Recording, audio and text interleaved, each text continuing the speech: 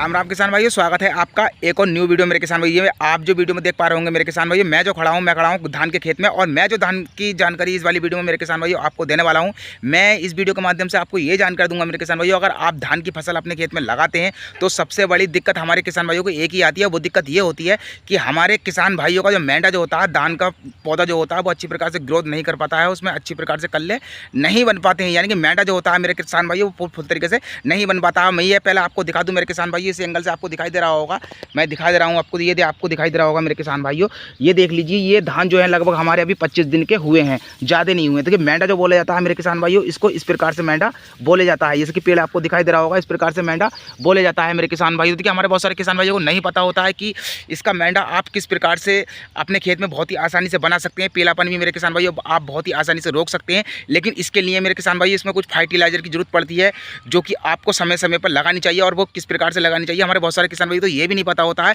कि धान लगाने के बाद में हमें पहला खाद जो डालना चाहिए वो कौन सा डालना चाहिए और कितने दिन बाद डालना चाहिए मेरे किसान भाई। तो आप वीडियो पर पूरे बने रहें, आप वीडियो को स्किप बिल्कुल मत करना मेरे किसान भाई। अगर आप वीडियो को स्किप कर देंगे तो इसमें आपको पूरी जानकारी नहीं मिल पाएगी मेरे किसान भाई। अगर आप नए हैं, अगर आपने अभी तक हमारे चैनल को सब्सक्राइब नहीं किया तो हमारे चैनल को सब्सक्राइब जरूर कर लें, और बेल आइकन का घंटा होता है उसे ऑल पे प्रेस कर लें, ताकि हम कोई वीडियो डाल दो डायरेक्टली उसका नोटिफिकेशन आप तक पहुंच जाए और आप सबसे पहले हमारी वीडियो देख सकते हैं मेरे किसान भाइयों। पहले तो हम एक बात आपको बता दें मेरे किसान भाइयों, अगर आप धान की फसल आप लगाते हैं, आप धान की खेती करते हैं मेरे किसान भाई, तो देखिए आपको एक बात का ध्यान जरूर रखना चाहिए मेरे किसान भाइयों। हमारा धान लगाई का सही समय जो होता है मेरे किसान भाइयों, वो खास तौर पर उत्तर प्रदेश में मैं आपको बता रहा हूँ, वो आपको ये देखना है मेरे किसान भाइयों, आप मेरी वीडियो कहाँ से देख रहे हैं, कहाँ से नहीं देख रहे हैं। आपका यहाँ मानसून कब तक आ जाता है, बरसात आपके यहाँ जल्दी हो जाती है या लेट होती है मेरे किसान भाइयों। ये खेती जो होती है वो बरसात की खेती होती है मेरे किसान भाइयों। अगर आप इसको बरसात में अच्छी प्रकार से लगाएंगे, जहाँ अगर बरसात आपके यहाँ अगर कुछ जिलों में यानी कि देशों में कहना मतलब मेरा ये है किसान भाइयों, जिलों में अलग अलग समय पर बारिश होती है मेरे किसान भाइयों। तो देखिए मेरे किसान भाइयों, इसका सही लगाने का समय जो है वो है आप शुरू जून से लेके 15 जुलाई तक इसको आप बहुत ही आसानी से अपने खेत में लगा सकते हैं मेरे किसान भाइयों। तो इसका हम आपको बाद में बताएंगे मेरे किसान भाई। देखिए आपको इसमें कल्ले बढ़ाने के लिए कौन सा फर्टिलाइजर आपको लगाना है, लेकिन मैं आपको पूरा डाउट मेरे किसान भाई इस वाली वीडियो में डाउट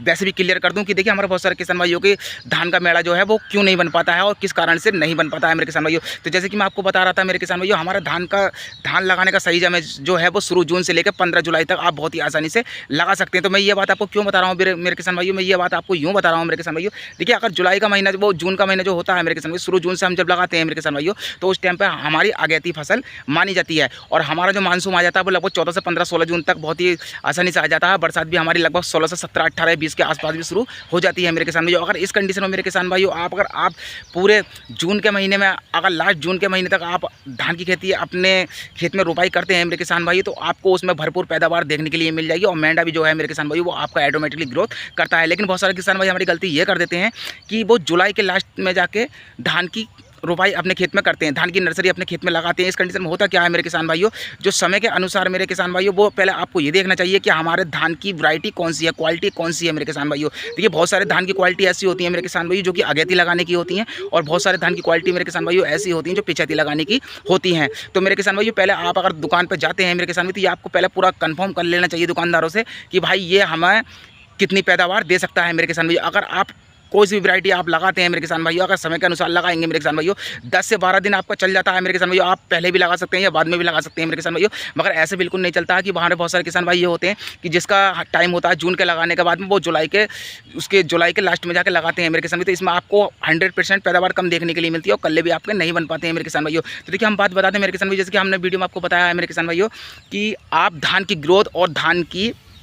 मेंढा आप किस प्रकार से अच्छी प्रकार से आप अपने खेत में बना सकते हैं। तो देखिए पहले हम बताते हैं मेरे किसान भाई, देखिए हमारे बहुत सारे किसान भाई ये नहीं पता होता कि पहला खाद जो हमें डालना है वो कितने दिन के बाद डालना चाहिए। देखिए पहला खाद जो डालना है मेरे किसान भाई, जब हम धान रोपाई अपने खेत में कर देते हैं, लगभग 15 से 16 17 दिन, लगभग 18 दिन भी हमारे हो जाते हैं मेरे किसान भाइयों, तो उस समय हमें जो खाद डालना है उसमें यूरिया का इस्तेमाल करना चाहिए। वैसे तो हमारे सारे किसान जानते ही है कि हम जब तक यूरिया अपने खेत में नहीं डालेंगे तो हमारी फसल जो है वो अच्छी प्रकार से ग्रोथ नहीं कर पाती है मेरे किसान भाइयों। तो मैं आपको बता रहा हूँ मेरे किसान भाइयों, आपको यूरिया तो डालने डालना है, लेकिन इसमें मेरे किसान भाइयों आप कॉटन वगैरह डाल सकते हैं, और डीएपी का इस्तेमाल मेरे किसान भाइयों आपको इसमें जरूर करना है कि अगर 5 बीघे ज़मीन आपके पास है मेरे किसान भाइयों, अगर 5 बीघे में आप 1 बैग यूरिया का डालते हैं मेरे किसान भाई, तो 1 बैग जो डालना है मेरे किसान भाइयों वो डीएपी का भी आपको उसके अंदर 12-32 का डालना बहुत ही जरूरी हो जाता है। इससे होते क्या है मेरे किसान भाइयों, हमारे कल्ले जो होते हैं नीचे के वो मजबूत हो जाते हैं, ताने जो होते हैं वो हमारे मजबूत हो जाते हैं, और जड़ हमारी ग्रोथ बहुत अच्छी प्रकार से करती है मेरे किसान भाइयों। तो इस कंडीशन में मेरे किसान भाइयों आप इसमें जिंक का भी इस्तेमाल बहुत ही आसानी से आप कर सकते हैं। जिंक का इस्तेमाल इसमें आप करेंगे मेरे किसान भाइयों तो आपके लिए बहुत ही सक्सेसफुल खेती हो जाएगी। उससे ये होता है मेरे किसान भाइयों, हमारे